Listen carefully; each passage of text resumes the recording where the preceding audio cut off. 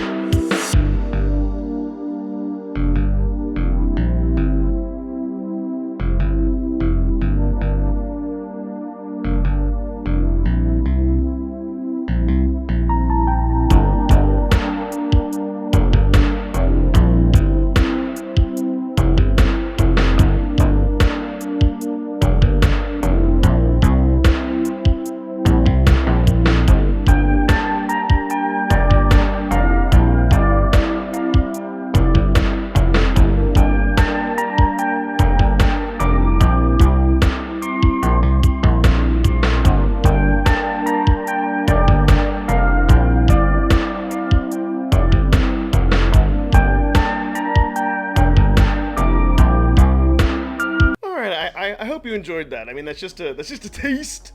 We were there for a couple hours, and so the one thing I really wanted to talk about is just the sheer overwhelmingness of all the vendors, all the different things. Like, I didn't even really know what I wanted to get at first. It was kind of funny because my wife found this booth that had these pop culture stickers. You could get, like, they were $2 each. You could get 6 of them for $10, and she was able to scoop up half a dozen of them to put on top of her laptop. So it was funny that she went ahead and found something first, but it was just so nostalgic, the energy and all that.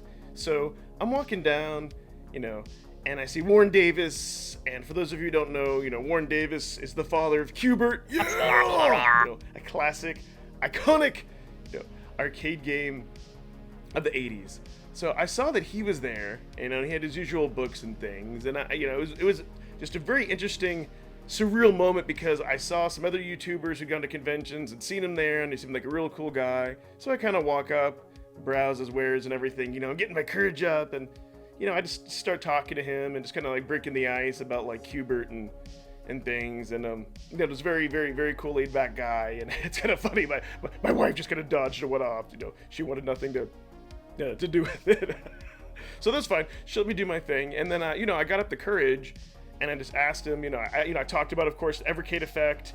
I just gave a brief overview of how it's a modern retro system that uses emulation and cartridges and all that, and he kind of seemed to dig it. And so I asked him. I just said, "Hey, could I record you saying, I'm Warren Davis, and you're watching the Evercade effect?" And he, very nice guy. So it was neat because he just stepped back. He took off his mask, and he just said, "What's my line again?" And I told it to him, and he's like, "All right, whenever you're ready." And he let me do that. So that just made my day. And if you want to hear kind of a more extended story of that, more ramblings and other uber geeky details that would make this video entirely too long, I'm going to go ahead and put up a card here. Whoop! Go ahead and head on over to the Calling All Retro Gamers episode, where me and Rich are going to talk about this in a lot more detail and other things that happened. So if you like that kind of banter and you like those in-depth talks, go ahead and check that out. So yeah, that was just a blast, and it was just really neat just to walk around with this shirt on, having people look at it. They may not know what an Evercade is. So yeah, good times for sure. So now let me go ahead and talk about the pickups. I mean, they had a lot of things, a lot of bins, a lot of junk. One moment I was thinking of getting a Game Boy Pocket. They had a game exchange there. It was in great condition. When they wanted $40, it was $10 of a price charting. But it's the version of the Game Boy that's not backlit. That's the Game Boy Light that's only available in Japan. So it'd be kind of cool to play Tetris and all that. But I don't know, I'm getting the Evercade Handheld, so I passed. So after looking around and everything, getting overwhelmed, let me show you here what I got for my pickup. Yes, you can see here, it's this really cool Zelda shirt. Has the official Nintendo seal on it. I love it.